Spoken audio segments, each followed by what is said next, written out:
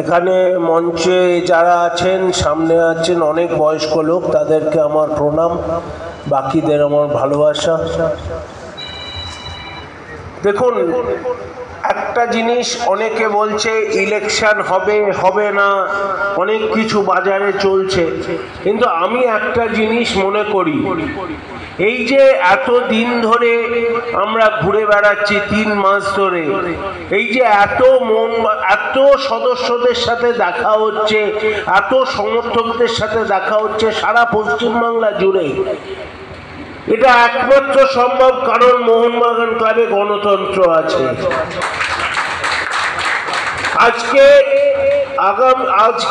আগে কি হতো, ব্যালট পেপার আসতো, 4-5 জন করে ব্যালট পেপার চুরি করতো।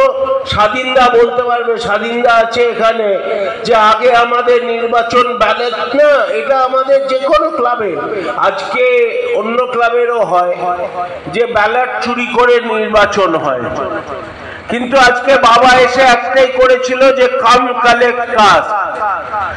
একটা কথা দেখবেন, 2005 সাল থেকে আমরা মোহনবাগানীদের ইলেকশন হয়ে এসেছে, কিন্তু তাতে কেউ কারোর আগেন্স্টে ব্যালট ইলেকশন কারচুপির অভিযোগ আনতে পারেনি বা টাকা নয়-ছয়ের অভিযোগ আনতে পারেনি। এটাই আমাদের মোহনবাগানের স্বচ্ছতা। আজকে অনেক সময় ভোট হয়েছে, অনেক সময় দেখুন এবছর একটা জায়গায় যাচ্ছে যেখানে দুপক্ষই একসাথে ছিল, এক সময় মোহনবাগান চালাচ্ছিল। আজকে যদি দেখেন, এই যে যারা আমাদের দিকেও যারা প্রচার করছে আর যারা আজকে চালাচ্ছে, তারা কিন্তু অনেক দিন ধরেই মোহনবাগান ক্লাবে আছে, কিন্তু কোনো কারণে ভাগাভাগি হয়ে গেছিল। এখনো যে একসাথে হবে বা অন্য কেউ নির্বাচনে আসবে না তার কোনো ঠিক নেই, নির্বাচন এখনো হবে, হতে পারে, সেটা আলাদা কথা।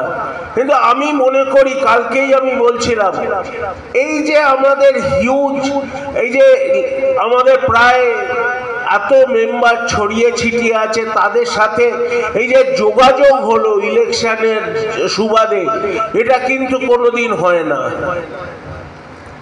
আপনারাও ক্লাবে আসা ছেড়ে দিয়েছেন, আপনাদের জন্য ক্লাবে আজকে একটা কথা বলুন, আমাদের 11,000 মেম্বার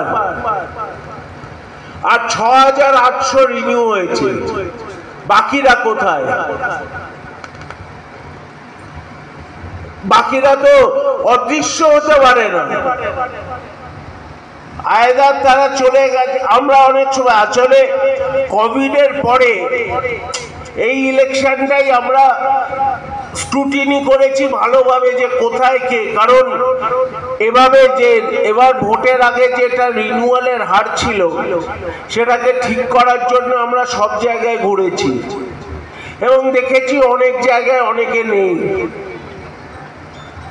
এই আজকে বালুদা বললেন মেম্বারশিপ দেওয়ার ক্ষেত্রে আমাদের যেটা করতে হবে, আগে এই মেম্বারশিপ রেজিস্টারটাকে ঠিক করতে হবে, যে আমায় জানতে হবে অ্যাকচুয়াল আমার মেম্বারটা কত, 7,000 মেম্বার, 8,000 মেম্বার, কত মেম্বার, তাহলে সেই মতন করে আমরা মেম্বারশিপ দিতে পারি।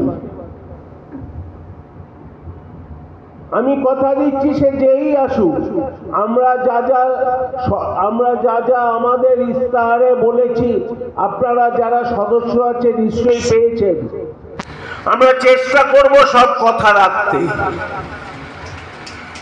হয়তো অনেক কিছু সম্ভব হবে না, কিন্তু চেষ্টা করব এর মধ্যে অধিকাংশই যাতে আমরা রাখতে পারি। সদস্য পদ দেওয়া নিয়ে, স্বচ্ছতা নিয়ে, মেম্বারশিপ কার্ডের এই ট্রান্সফার যেটা হয় সেইটা, সবকিছু।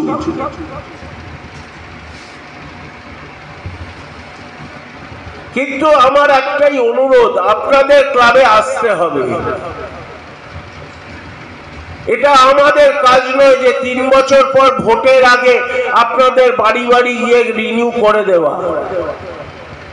এটা আপনাদের ক্লাব, আপনাদের থাকতে হবে, তাহলেই আপনারা আপনারা অভিযোগ তুলতে পারবেন এটা ঠিক হচ্ছে আর এটা ভুল হচ্ছে। বাড়িতে বসে রিনিউ করবো না কাজ, কিন্তু আমার ক্লাব আমার কথা মতন চলবে, দুটো কাজ একসাথে হতে পারে না। আপনারা সদস্য, আপনারা সমর্থক, আপনাদের ক্লাবে যেমন আমাদের যেমন রাইট আছে, আপনাদের ইকুয়াল রাইট আছে। আমরা না থাকলে আপনারা নেই, আপনারা না থাকলে আমরা নেই। তাই জন্য ক্লাবে আসুন, ক্লাবের পরিবেশ আপনারা এলে অটোমেটিক ফিরে আসবে। যখন আসবেন তখন বলতে পারবেন যে এইটা ভুল হচ্ছে, ওইটা ভুল হচ্ছে। আজকে তো এমন দাঁড়াচ্ছে যে এই যদি 3 বছর পরে এই ইলেকশনের দামামা না বাজতো, আমরা যদি আপনাদের কাছে না আসতাম, তাহলে আপনাদের কথা শুনতেই পেতাম না। ভোট হলে আসবেন ভোট দিতে, বা এমনিও রোজ ক্লাবে আসবেন। দয়া করে মাঝে মাঝে ক্লাবে আসবেন। ক্লাবটাও একটা আপনার, শুনুন, আমরা অনেক সময় অনেক কাজে যখন টায়ার্ড হয়ে যাই, মোহনবাগান লনে যদি বসে একটা স্টু খাই, আমার মনে হয় তার থেকে বেশি রিফ্রেশিং কিছু হতে পারে না। আসুন সবাই মিলে একসাথে ক্লাব করি। ভালো থাকবেন, সুস্থ থাকবেন। জয় মোহনবাগান। জয় মোহনবাগান। জোরে জয় মোহনবাগান, জয় মোহনবাগান। আমরা প্রত্যেককে অনুরোধ করছি, বেরোনোর সময় আপনাদের জন্য একটু খাবারের ব্যবস্থা করা হয়েছে। আপনারা প্রত্যেকে খাবারের প্যাকেটটি সংগ্রহ করে নিয়ে যাবেন। দীপক দাসগুপ্তকে আন্তরিক শুভেচ্ছা জানাই, তিনি এসেছেন পরে, তাকে আন্তরিক শুভেচ্ছা।